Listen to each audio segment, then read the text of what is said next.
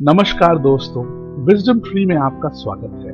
आज की कहानी है भीष्म पितामह की वो 5 स्वर्णिम तिलिस्मी बाणों की, जिन्हें एक बार चलाते ही पांचों पांडव समाप्त हो जाते, और किस प्रकार महाभारत युद्ध में उनका योगदान रहा। और इसके अलावा आपको ये भी बताएंगे दोस्तों कि दुर्योधन चाहे कितना भी नेगेटिव कैरेक्टर हो, कितना भी उसने दुष्कर्म किए हों, लेकिन कुछ जगहों पर उसने भी महान शौर्य का प्रदर्शन किया था। दोस्तों, ये बात बहुत पुरानी है।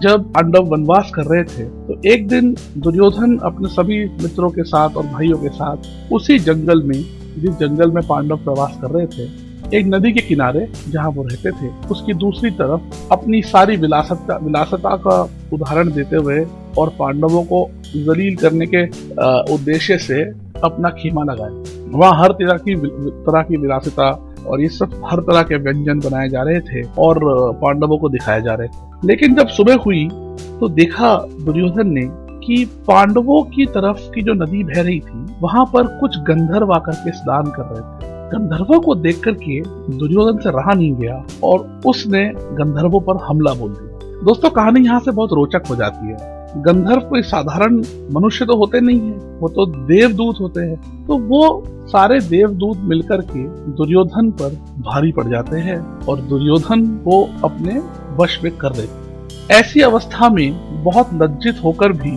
दुर्योधन युधिष्ठिर से मदद मांगने के लिए गुहार करता है और युधिष्ठिर भी अपनी उदारता दिखाते हुए अर्जुन को आदेश देते हैं कि वो उन गंधर्वों का मुकाबला करे और अपने भाई को यानी दुर्योधन को छुड़ा ले। तत्पश्चात अर्जुन भी ऐसा ही करता है और वो गंधर्वों से युद्ध करता है और वो छुड़ा लेता है दुर्योधन को। दुर्योधन बहुत लज्जित होता है और बहुत शर्मिंदा होता है और इसके बदले वो अर्जुन को कहता है कि हे अर्जुन, एक क्षत्रिय होने पर आज मुझे लज्जा आ रही है, मुझे इस लज्जा से मुक्त करो और मुझसे कुछ भी मांग लो, जो भी तुम्हारा दिल चाहे। कहो तो मैं तुम्हें तुम्हारा इंद्रप्रस्थ लौटा दूं, या तुम जो भी चाहो मुझसे मांग सकते हो, और यदि नहीं तो तुम चाहो तो मेरा वध भी कर सकते हो, मैं अपने प्राण भी तुम्हें दे सकता हूँ। इस पर अर्जुन कहता है कि नहीं, तुम्हारे प्राण तो भीम भैया लेंगे और वो युद्ध में लिया जाएगा। इस तरह से मैं उनको उनकी प्रतिज्ञा से वंचित नहीं रह सकता, मगर कोई बात नहीं।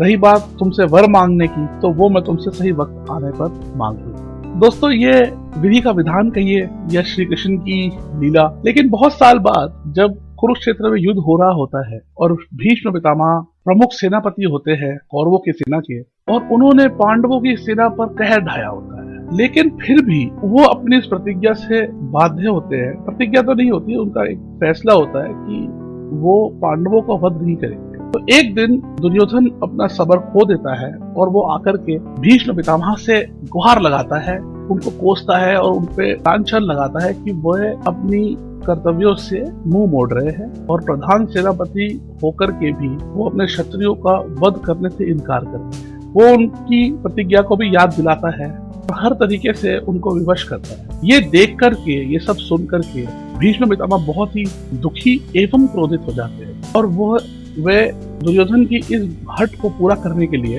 एक असाधारण कार्य करते हैं। दोस्तों, भीष्म पितामह अपनी सारी उम्र की जितनी भी उन्होंने पुण्य करे होते हैं, जितने भी त्याग, बलिदान और तपस्या करी होती है, वो सारी की सारी पुण्यों को एकत्रित करके उसकी शक्ति से वो 5 स्वर्णिम बाणों का निर्माण करते हैं। ये बाण अभेद्य और अचूक होते हैं और इनमें पांडवों को संपूर्णतः समाप्त करने की पूरी शक्ति है। दुर्योधन बहुत ही खुश हो जाता है और भीष्म पितामह कहते हैं कि कल मैं इन बाणों का इस्तेमाल करके 5 पांडवों का वध करके ये युद्ध समाप्त कर दूं।